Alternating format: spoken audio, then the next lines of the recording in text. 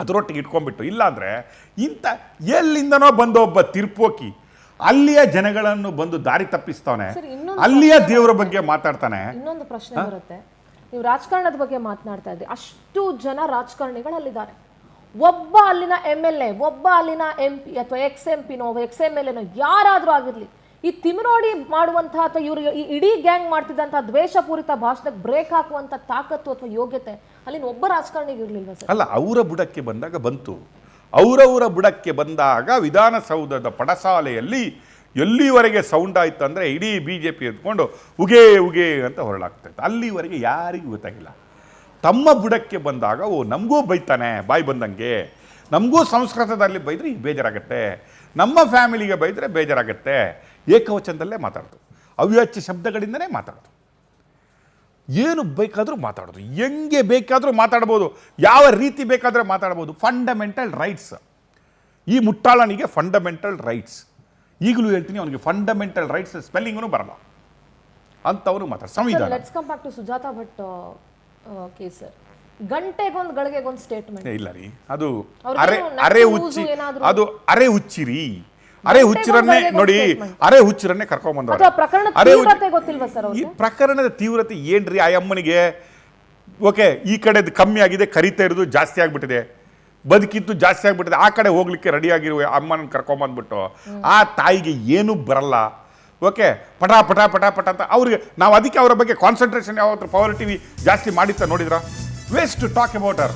ಚಿನ್ನಯ್ಯನನ್ನ ಮಂಪ್ರು ಪರೀಕ್ಷೆಗೆ SIT ಅಧಿಕಾರಿಗಳು ಒಲವು ತೋರಿಸ್ತಾ ಇದ್ದಾರೆ. ಅವನನ್ನ ಮಂಪ್ರು ಪರೀಕ್ಷೆಗೆ ಒಳಪಡಿಸಬೇಕು ಅಂತ ಸುಳ್ಳು ಪತ್ತೆ ಮಾಡೋದಕ್ಕೆ ತನಿಖಾಧಿಕಾರಿಗಳು ಸಿಕ್ಕಾಪಟ್ಟೆ ಒಲವು ತೋರಿಸ್ತಾ ಇದ್ದಾರೆ. ತನಿಖೆ ವೇಳೆ ಕಟ್ಟುಕತೆ ಕಟ್ಟಿರೋದು ಬಟಾ ಬಯಲಾಗಿದೆ. ದೂರುದಾರನನ್ನ ಪ್ರಚೋದಿಸಿದವರು ಯಾರು, ಇದಕ್ಕೆ ಮೂಲ ಯಾರು ಅನ್ನೋದು ಗೊತ್ತಾಗಬೇಕು. ಪ್ರಕರಣದ ಹಿಂದೆ ಹಣಕಾಸಿನ ವಹಿವಾಟು ನಡೆದಿದೆ. ಬಾಹ್ಯವಾಗಿ ಬೆಂಬಲ ಕೊಟ್ಟವರು ಯಾರು ಅನ್ನೋದ್ರ ಬಗ್ಗೆ ತನಿಖೆ ಆಗಬೇಕಾಗಿದೆ. ತನಿಖೆ ವೇಳೆ ಹಾಗೂ ಜಡ್ಜ್ ಮುಂದೆ 2 ಲಕ್ಷ ಹಣ ಪಡೆದಿರೋದಾಗಿ ತಪ್ಪೊಪ್ಪಿಗೆಯನ್ನ ಮಾಡ್ಕೊಂಡಿದ್ದಾನೆ. ಆ 2 ಲಕ್ಷ ಹಣದ ವಿಚಾರವನ್ನ ಪವರ್ TV ಈಗ ಆಲ್ರೆಡಿ ನಿಮ್ಮ ಮುಂದೆ ಬಹಿರಂಗಪಡಿಸಿದೆ. ಹೀಗಾಗಿ ಮಂಪರು ಪರೀಕ್ಷೆಗೆ ಒಳಪಡಿಸಬೇಕು ಅವನನ್ನ ಅಂತ ಕೋರ್ಟ್ ಅನುಮತಿ ಕೊಟ್ರೆ ಅವನನ್ನ ಮಂಪರು ಪರೀಕ್ಷೆಗೆ ಒಳಪಡಿಸಲಾಗುತ್ತೆ. ದೇವಾಲಯದ ಪ್ರತಿಷ್ಠೆಯನ್ನ ಹಾಳು ಮಾಡೋದು ಎಷ್ಟು ಸರಿ? ಏನ್ ಇವ್ರು ಕಟ್ಟಿದ್ದ ಅನಗತ್ಯ ಅಂತಾರಾಷ್ಟ್ರೀಯ ಅಪಖ್ಯಾತಿಯನ್ನ ಉಂಟು ಮಾಡೋದು ಎಷ್ಟು ಸರಿ? 800 ವರ್ಷಗಳ ಇತಿಹಾಸ ಇರುವಂತಹ ಧರ್ಮಸ್ಥಳ ಹೀಗೇನೆ ಧರ್ಮಸ್ಥಳ ಆಗಿಲ್ಲ. ದೇವಾಲಯದ ಪಾವಿತ್ರತೆಯನ್ನ ಹಾಳು ಮಾಡೋದು ಅಷ್ಟೇ ಅಲ್ಲ, ಬೇರೆ ಬೇರೆ ವಿಚಾರಗಳು ಕೂಡ ಇದ್ದಾವೆ. SIT ವಿಚಾರಣೆ ವೇಳೆ ಚಿನ್ನಯ್ಯ ತಪ್ಪನ್ನ ಒಪ್ಕೊಂಡಿದ್ದಾನೆ. ದೂರುದಾರನನ್ನ ಪ್ರವೋಕ್ ಮಾಡಿದವರು ಯಾರು, ಇದರಲ್ಲಿ ಯಾರ್ಯಾರ ಇನ್ವಾಲ್ವ್ಮೆಂಟ್ ಇದೆ ಎಲ್ಲವೂ ಕೂಡ ಹೊರಗಡೆ ಬರಬೇಕು. ಏನಾದ್ರೂ ವೈಯಕ್ತಿಕ ದ್ವೇಷ ಇತ್ತಾ ಅನ್ನೋದ್ರ ಬಗ್ಗೆ ಕೂಡ SIT ತನಿಖೆಯನ್ನ ನಡೆಸೋದಕ್ಕೆ ಈಗ ಮುಂದಾಗಿದೆ. ಹಣಕಾಸಿನ ವಹಿವಾಟು ಕುರಿತಂತೆಯೂ ತನಿಖೆ ನಡೆಸಿದೆ SIT. ಇವನ ಅಕೌಂಟ್ಗೆ ಯಾರಿಂದ ಹಣ ಬಂದಿದೆ, ಏನು ಎತ್ತ ಅನ್ನೋದ್ರ ಬಗ್ಗೆ 2 ಲಕ್ಷ ಹಣ ಸ್ವೀಕರಿಸೋದಾಗಿ ಚಿನ್ನಯ್ಯ ಒಪ್ಕೊಂಡಿದ್ದಾನೆ. ಆರೋಪಗಳ ಹಿಂದಿನ ಉದ್ದೇಶ ಎಲ್ಲವೂ ಕೂಡ ಬಹಿರಂಗ ಆಗಬೇಕು. ಪತ್ತೆಯಾದ ಮೂಳೆಗಳ ಬಗ್ಗೆ FSL ತಂಡ ಪರಿಶೀಲನೆ ನಡೆಸ್ತಾ ಇದೆ. ಇಲ್ಲಿಯವರೆಗೂ 1 ರಿಂದ 17 ಪಾಯಿಂಟ್ಗಳಲ್ಲಿ ಶೋಧ ನಡೆದಿದೆ. ಆದ್ರೆ ಯಾವುದೇ ಸಾಮೂಹಿಕ ಸಮಾಧಿಗಳು ಪತ್ತೆಯಾಗಿಲ್ಲ. ಒಂದೊಂದು ಗುಂಡಿಲಿ 4 ರಿಂದ 5 ಶವ ಹೂತಾಕಿದ್ದೀನಿ ಅಂತ ಹೇಳಿದ್ದ. ಡಜನ್ ಗಟ್ಲೆ ಶವಗಳು ಗುಂಡಿ ಒಳಗಡೆ ಎಲ್ಲೂ ಕಂಡು ಬಂದಿಲ್ಲ. ಡಜನ್ ಗಟ್ಲೆ ಬಿಡಿ, 2 ರಿಂದ 3 ಶವನೂ ಎಲ್ಲೂ ಸಿಕ್ಕಿಲ್ಲ. 6ನೇ ಸ್ಥಳದಲ್ಲಿ ಸುಮಾರು 15 ಮೂಳೆ ಸೇರಿ ಭಾಗಶಃ 1 ಅಸ್ಥಿಪಂಜರ ಸಿಕ್ಕಿದೆ ಅಷ್ಟೇನೆ. ಆದ್ರೆ ಯಾವುದೇ ತಲೆಬುರುಡೆ ಪತ್ತೆಯಾಗಿಲ್ಲ. ಇವರು ಎಲ್ಲಿಂದ ತಲೆಬುರುಡೆ ತಂದ್ರೋ ಗೊತ್ತಿಲ್ಲ, ಅಥವಾ ಯಾವ್ದಾದ್ರು ಮೆಡಿಕಲ್ ಕಾಲೇಜ್ಗೆ ಹೋಗಿ ದುಡ್ಡು ಗಿಡ್ಡು ಕೊಟ್ಟು ಅಲ್ಲಿಂದ ಏನಾದ್ರೂ ಒಂದು ತಲೆಬುರುಡೆ ಒತ್ಕೊಂಡ್ಬಂದ್ರು ಅದು ಕೂಡ ಗೊತ್ತಿಲ್ಲ. ಪಾಯಿಂಟ್ ನಂಬರ್ 14ರಲ್ಲಿ 100ಕ್ಕಿಂತ ಹೆಚ್ಚು ಮೂಳೆ ತಲೆಬುರುಡೆ ಪತ್ತೆಯಾಗಿರೋ ಮಾಹಿತಿ ಸಿಕ್ಕಿದೆ. ಅಲ್ಲಿ ಸಿಕ್ಕಿದ್ದು ಪುರುಷನ ಅಸ್ಥಿಪಂಜರ ಅನ್ನುವಂಥ ಅನುಮಾನ ಇದೆ. ಅದು ಕೂಡ FSL ಇಂದ ಹೊರಗಡೆ ಬರಬೇಕು. 9ಕ್ಕೂ ಹೆಚ್ಚು ಪಾಯಿಂಟ್ಗಳಲ್ಲಿ ಯಾವುದೇ ಕುರುಹುಗಳು ಪತ್ತೆಯಾಗಿಲ್ಲ. ಎಲ್ಲದಕ್ಕಿಂತ ಇಂಪಾರ್ಟೆಂಟ್ ಅಂದ್ರೆ 13ನೇ ಜಾಗದಲ್ಲಿ ಏನೂ ಸಿಕ್ಕಿರಲಿಲ್ಲ. ಇಲ್ಲಿಯವರೆಗೂ ಧರ್ಮಸ್ಥಳ ಠಾಣೆಯಲ್ಲಿ ದಾಖಲಾದ ಕೇಸ್ಗಳ ತನಿಖೆ ಆಗಬೇಕು. ನಾಪತ್ತೆಯಾಗಿರುವ ಬಗೆಹರಿಯದ ಪ್ರಕರಣಗಳ ಬಗ್ಗೆನೂ ಕೂಡ ತನಿಖೆ ಆಗಬೇಕು. ಶಾಶ್ವತವಾಗಿ ಇದಕ್ಕೊಂದು ಫುಲ್ ಸ್ಟಾಪ್ ಇಡಬೇಕು. ಸೌಜನ್ಯ ಕೇಸ್ ಬಗ್ಗೆನೂ ತನಿಖೆ ಬಗ್ಗೆನೂ ಕೂಡ ಮಾಹಿತಿಯನ್ನ SIT ಸಂಗ್ರಹಿಸ್ತಾ ಇದೆ. ಎಲ್ಲ ಆಯಾಮಗಳಲ್ಲೂ ಕೂಡ ತನಿಖಾಧಿಕಾರಿಗಳು ತನಿಖೆಯನ್ನ ನಡೆಸಿದ್ದಾರೆ. ಎಲ್ಲ ಕಾರಣಗಳಿಂದ 10 ದಿನ ಕಸ್ಟಡಿಗೆ ಕೇಳಿದ್ದಾರೆ ಆತನನ್ನ SIT. ಯಾಕೆಂದ್ರೆ ಇವನ ಹಿಂದೆ ಬಹಳ ದೊಡ್ಡ ಜಾಲ ಇದೆ.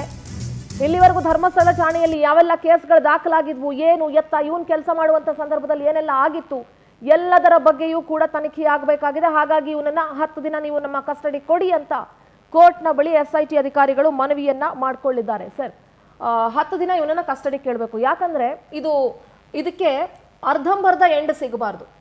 ಕಂಪ್ಲೀಟ್ ಆದಂತ ತನಿಖೆ ನಡೆದು ಕಂಪ್ಲೀಟ್ ಆದಂತ ಒಂದು ತೀರ್ಪು ಹೊರಗಡೆ ಬಂದು SIT is taken a right steps ಇದ್ರು ನಾವು ಈಗ ನಮಗೆ ಮಾಹಿತಿ ಬಂದ ಪ್ರಕಾರ ತಿಮರೋಡಿಯನ್ನು ಕೂಡ ಬಾಡಿ ವಾರಂಟ್ ಮೂಲಕ SIT ಕಸ್ಟಡಿಗೆ ತಗೊಳ್ಳುವ ಮಾಹಿತಿ ಬರ್ತಾ ಇದೆ. This is the big exclusive news. ಯಾಕೆ ಗೊತ್ತಾ ನಿಮಗೆ? ಇದರ ಮಾಸ್ಟರ್ ಮೈಂಡ್, ಇದರಲ್ಲಿ ಏನಾದರೂ ಒಬ್ಬ ನೀಚ ಲಫಂಗ ಇದ್ರೆ, ಇಡೀ ಸಮಾಜವನ್ನು ದಾರಿ ತಪ್ಪಿಸಿದ ಯಾವುದಾದ್ರೂ ದ್ರೋಹಿ, ದೇಶದ್ರೋಹಿ ಇದ್ರೆ, ಧರ್ಮದ್ರೋಹಿ ಇದ್ರೆ, ಇದು ಮಹೇಶ್ ಶೆಟ್ಟಿ ತಿಮರೋಡಿ. ಇವನ ಹೆಸರು ನಾವಿಟ್ಟಿದ್ದು ಮಹೇಶ್ ಶೆಟ್ಟಿ ತಿಮರೋಡಿ ಅಂತ. ಇವನು ಮಾತು ಮಾಡಿದ್ರೆ ಅವ್ಯಾಚ್ಯ ಶಬ್ದಗಳನ್ನು ಮಾತಾಡ್ತಾ ಇದ್ದ. ಈಗ ಇವನಿಗೆ ಆ ಅವಾಚ್ಯ ಶಬ್ದಗಳಿಂದ ಮಾತಾಡ್ತಾ ಇದ್ದಲ್ಲ, ಈಗ ಬಂದಿದೆ ಇವನಿಗೆ ತಿರುಗುಬಾಣ ಬಂತೆ. ನಾವು I think there is so many FIRs. ಇವನ ಮೇಲೆ ಇರುವ FIRಗಳು, ಇವರ ಮೇಲೆ ಇರುವ ಕೇಸ್ಗಳು ಬೆನ್ನಲ್ಲೇ ತಿಮರೋಡಿಗೂ ಕೂಡ ಸಂಕಷ್ಟ ಶುರು. ಈಗ ಆಲ್ರೆಡಿ ಚಿನ್ನಯ್ಯ ಬಾಯಿ ಬಿಟ್ಟಿದ್ದಾನೆ. ಜೈಲಿನಲ್ಲಿರೋ ತಿಮರೋಡಿಯನ್ನ SIT ಬಾಡಿ ವಾರೆಂಟ್ ಮೇಲೆ ತನ್ನ ಕಸ್ಟಡಿಗೆ ಪಡ್ಕೊಳ್ಳೋ ಸಾಧ್ಯತೆ ಇದೆ. ಬುರ್ಡೆ ಕೇಸ್ನ ಹಿಂದಿರೋ ಮಾಸ್ಟರ್ ಮೈಂಡ್ ತಿಮರೌಡಿ. ಚಿನ್ನಯ್ಯನ ಷಡ್ಯಂತ್ರದ ಹೇಳಿಕೆ ಬೆನ್ನಲ್ಲೇ SIT ಅಲರ್ಟ್ ಆಗಿದೆ. ಯಾವುದೇ ಕಾರಣಕ್ಕೂ ಅವನಿಗೆ ಜಾಮೀನು ಸಿಗಬಾರ್ದು, ಆತನನ್ನ ಬಾಡಿ ವಾರೆಂಟ್ ಮೇಲೆ ವಶಕ್ಕೆ ಪಡೆದು ವಿಚಾರಣೆ ನಡೆಸೋದಕ್ಕೆ SIT ಪ್ಲಾನ್ ಮಾಡ್ಕೊಂಡಿದೆ. ಬಹಳ ಸ್ಪಷ್ಟವಾಗಿ SIT ಎಲ್ಲವನ್ನ ಕೂಡ ಪ್ಲಾನ್ ಮಾಡ್ಕೊಂಡಿದೆ. ಚಿನ್ನಯ್ಯ ಬಂಧನ ಬೆನ್ನಲ್ಲೇ ತಿಮರೌಡಿಗೂ ಕೂಡ ಸಂಕಷ್ಟ ಶುರು. ಕುತ್ಕೊಂಡು ಹರ್ಟದಲ್ಲ, ಈಗ ಹಿರಿಯಡ್ಕ ಜೈಲಲ್ಲಿ ಕುತ್ಕೊಂಡು ಏನ್ ಮಾಡ್ತಾ ಇದ್ದಾನೆ ಅನ್ನೋದು ಅವನಿಗೆ ಗೊತ್ತು. ಇವಾಗ ಬುರ್ಡೆ ಕೇಸ್ನ ಹಿಂದಿರುವಂತ ಮಾಸ್ಟರ್ ಮೈಂಡು, ಸೌಜನ್ಯ ಪ್ರಕರಣದ ದಿಕ್ಕು ತಪ್ಪಿಸುವಲ್ಲಿ ಇರುವಂತಹ ಮಾಸ್ಟರ್ ಮೈಂಡು, ಧರ್ಮಸ್ಥಳಕ್ಕೆ ಕೆಟ್ಟ ಹೆಸರು ಬರುವಲ್ಲಿ ಇರುವಂತಹ ಮಾಸ್ಟರ್ ಮೈಂಡು ಈ ಮಹೇಶ್ ಶೆಟ್ಟಿ ತಿಮರೋಡಿ. ಈತನನ್ನ ಬಾಡಿ ವಾರೆಂಟ್ ಮೂಲಕ ವಶಕ್ಕೆ ಪಡ್ಕೊಂಡು ವಿಚಾರಣೆ ನಡೆಸೋದಕ್ಕೆ SIT ಪ್ಲಾನ್ ಮಾಡ್ಕೊಂಡಿದೆ. ಚಿನ್ನಯ್ಯನಿಗೆ ಆಶ್ರಯ ನೀಡಿದ್ದೇ ಈ ತಿಮರೌಡಿ ಅನ್ನೋದು ಬಯಲಾಗಿದೆ. ಕೇವಲ ತಿಮರೌಡಿ ಮಾತ್ರ ಇದಾನಲ್ಲ, ಈತ ಕೇವಲ ಚಿನ್ನಯ್ಯನಿಗೆ ಮಾತ್ರ ಇವನು ಜಾಗ ಕೊಟ್ಟಿರಲಿಲ್ಲ. ಸುಜಾತಾ ಭಟ್ಟು ಕೂಡ ಒಂದು 4-5 ದಿನಗಳ ಕಾಲ ಈತನ ಮನೆಯಲ್ಲಿ ವಾಸವಾಗಿದ್ರು, ಈತನ ಮನೆಯಲ್ಲಿ ಆಶ್ರಯ ಪಡ್ಕೊಂಡಿದ್ರು. ಅಂದ್ರೆ ಈ ತಿಮರೌಡಿಯ ಮನೆ ಒಂದು ಕ್ರಿಮಿನಲ್ಗಳ ತಾಣ ಆಗ್ಬಿಟ್ಟಿತ್ತು. ಯಾರೆಲ್ಲ ಈ ಹೋರಾಟದಲ್ಲಿರ್ತಾರೆ, ಯಾರೆಲ್ಲ ಇವನಿಗೆ ಬೇಕು ಈ ಪ್ಲಾನ್ ಅಲ್ಲಿ, ಎಲ್ಲರನ್ನು ಕೂಡ ಅವನ ಮನೆಯಲ್ಲಿ ಕೂರಿಸ್ಕೊಂಡು ಆಶ್ರಯ ಕೊಡ್ತಾ ಇದ್ದ ಅನ್ನೋದು ಬಟಾ ಬಯಲಾಗಿದೆ. ಸರ್, ಪವರ್ ಟಿವಿ ಬಹಳ ದಿನಗಳ ಹಿಂದೆನೆ ಹೇಳಿತ್ತು, ಈ ಮಾಸ್ಕ್ ಮ್ಯಾನ್ ಅಥವಾ ಇವತ್ತು ಮಾಸ್ಕ್ ಮ್ಯಾನ್ ಆಗಿ ಉಳ್ಕೊಂಡಿಲ್ಲ ಈ ಚಿನ್ನಯ್ಯ ಏನಿದ್ದಾನೆ, ಇವನನ್ನ ಪೊಲೀಸರು ಬಿಟ್ಟು ಕಳಿಸ್ತಾ ಇರದೆ, ಅಂದ್ರೆ ಬಿಟ್ಟು ಹೋಗ್ತಾ ಇರದೆ, ಅವನು ರಾತ್ರಿ ಹೊತ್ತು ತಿಮರೌಡಿ ಮನೇಲಿ ಉಳ್ಕೊಳ್ತಿದ್ದ. ಅಲ್ಲಿ ಸ್ಕ್ರಿಪ್ಟು, ಸ್ಕ್ರೀನ್ ಪ್ಲೇ ಎಲ್ಲ ರೆಡಿ ಆಗ್ತಾ ಇತ್ತು. ಬೆಳಗ್ಗೆ ಬಂದು ಇವನು ಆಕ್ಟ್ ಮಾಡ್ತಾ ಇದ್ದ ಅಂತ ಹೇಳಿ ಈಗ ತಿಮರೌಡಿಯನ್ನ ಬಾಡಿ ವಾರೆಂಟ್ ಮೇಲೆ ಅರೆಸ್ಟ್ ಮಾಡಿಕೊಂಡು ಅಥವಾ ಅವ್ರ ವಶಕ್ಕೆ ಪಡ್ಕೊಂಡು ಮಾಡೇ ಮಾಡ್ತಾರೆ. There is no doubt. ನಮಗೆ ಯಾವ ಡೌಟ್ಗಳು ಇಲ್ಲ. ಇದು ಕೊನೆಯ ಹಂತದ ಬ್ಯಾಟಿಂಗ್ ನಡೀತಾ ಇದೆ. ನಾನು ಹೇಳಿಲ್ವ ನಿಮಗೆ? ಇದು ಕೊನೆಯ ಹಂತದ ಕಾರ್ಯಾಚರಣೆಗಳು ಒಂದೊಂದಾಗಿ ಹೊರ ಬರ್ತಾ ಇದೆ. ನಾನು ಹೇಳಿದ್ದೆ ಸ್ಟಾರ್ಟಿಂಗಲ್ಲಿ, ಈ ಸಲ ಫುಲ್ ಸ್ಟಾಪ್. SIT ಬೇಕು, ಡಾಕ್ಟರ್ ಪ್ರಣಬ್ ಮೊಹಂತಿ ಅವರು ಬೇಕು. ಲೆಫ್ಟಿಸ್ಟ್ಗಳು, ಎಡಬಿಡಂಗಿಗಳು ಕೇಳಿದಂಗೆ ಅವರನ್ನೇ ಮಾಡಲಾಗಿದೆ. ಈಗ ಅವರಿಂದನೇ ಡಾಕ್ಟರ್ ಪ್ರಣಬ್ ಮೊಹಂತಿಯ ಬಾಯಿಂದನೇ ಮಂಜುನಾಥ ಮತ್ತೆ ಧರ್ಮಸ್ಥಳದ ಅಣ್ಣಪ್ಪ ಸತ್ಯ ನುಡಿಸ್ತಾ ಇದ್ದಾನೆ ಅನ್ನೋದು ಸಾಕಲ್ವೇ? ನಮ್ಮ ಮಂಜುನಾಥ ಮತ್ತೆ ಧರ್ಮಸ್ಥಳದ ಅಣ್ಣಪ್ಪನ ಮಹಿಮೆ, ನ್ಯಾಯ ಯಾವ ರೀತಿ ಕೊಡ್ತಾನೆ ಅನ್ನೋದಕ್ಕೆ ಪುರಾವೆ ಇದು. That's what we feel blessed. ನಮಗೆ ಬ್ಲೆಸ್ಸಿಂಗ್ ಏನೋ, ನಮಗೆ ದಿನ ನಮಗೆ ಏನೋ ಒಂದು ಪ್ರೌಡ್ ಇದೆ ಅಲ್ಲ, ನಮ್ಮನ್ನು ಆ ಮಂಜುನಾಥ ಅಣ್ಣಪ್ಪ ಗುರುತಿಸಿ ಈ ಹೋರಾಟಕ್ಕೆ ಮುಂದಾಳುತನಕ್ಕೆ ಬಿಟ್ನಲ್ಲ, ಆ ಆಶೀರ್ವಾದವೇ ನಮಗೆ ಸಾಕು. ಐ ಥಿಂಕ್ ನಾವು TV ಮಾಡಿದ್ದಕ್ಕೆ, ನಾವು ಪವರ್ TV ಮಾಡಿದ್ದಕ್ಕೆ ಸಾರ್ಥಕತೆಯ ಮೆಟ್ಟಿಲು ಹತ್ತಾ ಇದ್ವಲ್ಲ, ಆ ಮೆಟ್ಟಿಲಲ್ಲಿ ಈ ಮಹತ್ವದ ಮೆಟ್ಟಿಲು ಇದೆ ಅಲ್ವಾ, ಅದರಷ್ಟು ದೊಡ್ಡ ಮೆಟ್ಟಿಲು ಇನ್ನು ಸಿಕ್ಲಿಕ್ಕಿಲ್ಲ ಅನ್ನುವ ಭಾವನೆ ನಂತು. ಬಾಡಿ ವಾರಂಟ್ ಒಂದಲ್ಲ, ಇನ್ನು ಹಲವಾರು ಬರುವುದಿದೆ. ಅಣ್ಣನಿಗೆ ಇನ್ನೂ ಕಾದಿದೆ, ಚಪಾತಿ ಬೇಕಂತ ಅವನಿಗೆ, ಒಬ್ಬನಿಗೆ ಮುಟ್ಟಾಳನಿಗೆ. ರಾತ್ರಿ ಹೇಳ್ತಾರೆ ಅವನಿಗೆ ಎಂಥ ಅಹಂಕಾರವಿ ಸೊಕ್ರಿ. 1 ಗಂಟೆ ಬಂದು ಪೊಲೀಸ್ ಸ್ಟೇಷನ್ ಎದುರುಗಡೆ ನಿಂತ್ಕೊಂಡ್ಬಿಟ್ಟು ಚಪಾತಿ ಮಾಡ್ತಾರೆ ಪೊಲೀಸವರು. ಅವನು ಒಬ್ಬ ರೊಟ್ಟಿ ಮಾಡ್ದಂಗೆ FIR ಮಾಡ್ತಾರೆ. ರೇಪಿಸ್ಟ್ ಅಂತ ಕರೀತಾನೆ. ಯಾರು ರೇಪಿಸ್ಟು, ಯಾರು ವ್ಯಭಿಚಾರಿ, ಯಾರು ಅನಾಗರಿಕ, ಯಾರು ದ್ರೋಹಿ, ಯಾರು ನೀಚ ಅನ್ನೋದನ್ನು ಇನ್ನು 1-2 ದಿನಗಳ ಏನು ಕ್ಲೈಮ್ಯಾಕ್ಸ್ ಇದೆ ಅಲ್ಲ, ಆಗ ಗೊತ್ತಾಗುತ್ತೆ ನಿಮಗೆ. ನಾನು ಹೇಳಿಲ್ವಾ, ನಿನಗೆ ಓಡಿ ಅಡಗಿ ಹೋಗಿ ಕೂತ್ಕೊಳ್ಳಿಕ್ಕೂ ಜಾಗ ಸಿಗಲ್ಲ ಅಂತ. ಟೈಮು ಸಿಗಲ್ಲ ಸರ್. ಹಾ, ನಿನ್ಗೆ ಜಾಗ ಸಿಗಲ್ಲ ಬೇರೆ. ಅಂತ ಹೇಳಿದ್ರಿ. ಟೈಮು ನಿಮ್ಗೆ ಇನ್ನೊಂದು ಸಿಗಲ್ಲ. ಆಪ್ಷನ್ ಏನಾದ್ರೂ ಇದ್ರೆ ನೇತ್ರಾವತಿ ಒಂದು ಆಪ್ಷನ್ ಇದೆ ನಿಮಗೆಲ್ಲ. ಒಂದು ನಾನು ಕಾರ್ಕಳದಲ್ಲಿ ಹೇಳಿದ್ದೆ, ನಿಮಗೆ ಹುಚ್ಚು ಹಿಡಿಯುತ್ತೆ ಅಂತ ಹೇಳಿದ್ದೆ, ಹುಚ್ಚು ಹಿಡ್ದಿದೆ. ಹುಚ್ಚು ಹಿಡಿಯೋದಿದ್ರೆ ಇಂಥ ಹುಚ್ಚು ಹಿಡಿದ ಕೆಲಸ ನೀವು ಮಾಡ್ತಾ ಇರಲಿಲ್ಲ. ಜನಗಳಿಗೆ ಗೊತ್ತಿತ್ತು ನೀವು ನಾಯಿಗಳು ಅಂತ, ಆದರೆ ನೀವು ಹುಚ್ಚು ನಾಯಿಗಳಂತ ಜನಗಳಿಗೆ ಗೊತ್ತಾಗಿದ್ದು ಈವಾಗ. ನಿಮ್ಮನ್ನು ಬಿಟ್ಬಿಟ್ಟಿದ್ರು, ನಾಯಿಗಳು ತಿರುಗಲಿ ಬಿಡಿ, ಬೀದಿಲಿದ್ದಾವೆ ತಿರುಗಲಿ ಬಿಡಿ, ಯಾರ್ಯಾರೋ ಒಂದು ಅನ್ನ ಕಾಲ ಏನೋ ಮೂಳೆ ಹಾಕ್ತಾಯಿದ್ರು, ತಿಂದ್ಕೊಂಡು ಬದುಕ್ತಾ ಇದ್ರಿ. ಆದರೆ ಈಗ ಜನಗಳಿಗೆ, ಧರ್ಮಸ್ಥಳದ ಜನಗಳಿಗೂ ಗೊತ್ತಾಯಿತು, ಇದು ನಾಯಿಗಳಂತ ನಾವು ಮೂಳೆ ಹಾಕ್ತಾ ಇದ್ವಿ, ಬಿಸ್ಕೆಟ್ ಹಾಕಿ ಕಳಿಸ್ತಾ ಇದ್ವಿ, ಅಲ್ಲಿ ತಿರುಗ್ತಾ ಇದ್ವಿ, ಬೀಡಿ ಬಿಡ್ರೆ ಈ ನಾಯಿಗಳೆಲ್ಲ ಬಿಡು ಅಂತ ಬಿಟ್ಬಿಟ್ಟಿದ್ವಿ. ಬಟ್ ಇದು ಹುಚ್ಚು ಹಿಡಿದಿದೆ ಇವುಗಳಿಗೆ. ಈ ಹುಚ್ಚು ನಾಯಿ ಕಡಿದ್ರೆ ನಮಗೂ ಹುಚ್ಚು ಬರುತ್ತೆ. ಈ ನಾಯಿಗಳನ್ನು ಯಾವಾಗ ಹೊಡಿಲಿಕ್ಕೆ ಶುರು ಮಾಡಿದ್ರು ನೋಡಿ, ಆವತ್ತು ಧರ್ಮ ಯುದ್ಧ ಶುರು ಆಯಿತು. ಶೇಮಾನ್ ಎಲ್ಲಿದ್ದಾನೆ ಈಗ? ಮುಲ್ಲ, ನಿಮ್ಮ ಮುಲ್ಲ ಕರ್ಕೊಂಬನ್ನಿ ಅವನನ್ನು. ನಿಮ್ಮ ಮುಲ್ಲ ನಾನು AI ಮಾಡುವವನನ್ನು ಸರ್, ಅಂದ್ರೆ ಕರ್ಕೊಂಬನ್ನಿ. ಮತ್ತೊಂದು ವಿಚಾರ ನಾನು ಸ್ಪಷ್ಟಪಡಿಸ್ಲಿಕ್ಕೆ ಇಷ್ಟಪಡ್ತೀನಿ ಸರ್. ಪವರ್ ಟಿವಿ ವತಿಯಿಂದ ಮತ್ತೊಂದು ಅವನು ವಿಚಾರ ಫಸ್ಟ್ ಆ ಸಮೀರ ಮುಲ್ಲ ಇದ್ದಾನಲ್ಲ, ಅವನನ್ನು ತೆಗೆದು ಒಳಗಡೆ ಹಾಕಿ ಒದ್ದು ಅವನಿಗುಂಟಲ್ವಾ, ಅವನಿಗೆ ಅಲ್ಲನ ಮಕ್ಕದ ದರ್ಶನ ಅಲ್ಲಿ ಆಗ್ಬೇಕು ಫಸ್ಟ್ ಅವನಿಗೆ. ಎಸ್ ಸರ್, ಒಂದು ಸ್ಪಷ್ಟಪಡಿಸ್ತೀನಿ.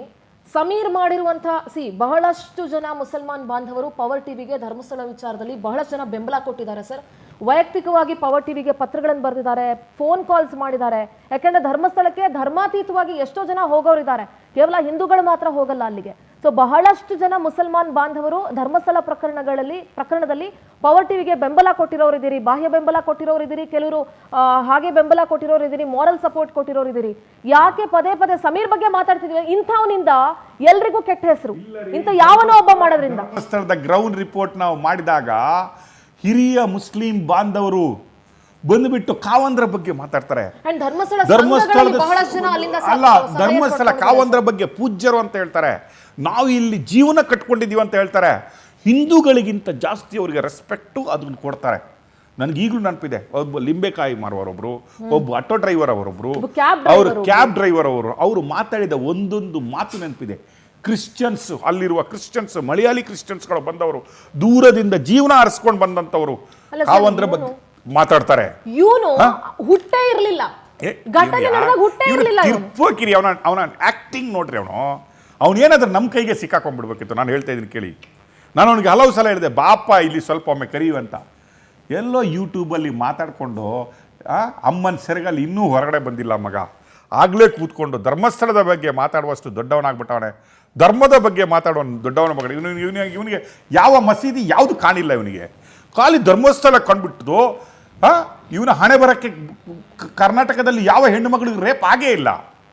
ಇಡೀ ಒಂದು ಸೌಜನ್ಯನ ರೇಪ್ ಮತ್ತೆ ಮಾತ್ರ ಆಗಿದೆ ಇಡೀ ಕರ್ನಾಟಕದಲ್ಲಿ 12 ವರ್ಷದಲ್ಲಿ. ಇವನ ಮಟ್ಟನವರ ಅಕ್ಕ ಪಕ್ಕದ ಊರಲ್ಲೇ ರೇಪ್ ಆಗಿದ್ದನ್ನು ಮಾತಾಡಲ್ಲ ಅವನು.